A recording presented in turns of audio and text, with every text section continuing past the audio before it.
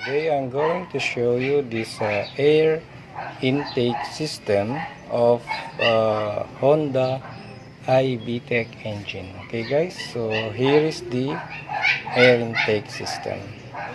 So I'll show you. I will remove this one. Okay, then you remove this one here.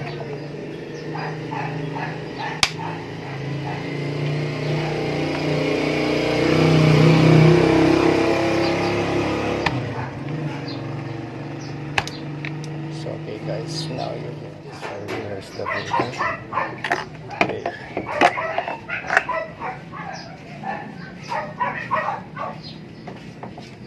So here's the filter. We'll check up. Oh, it's so dirty, so we have to clean this one guys, okay?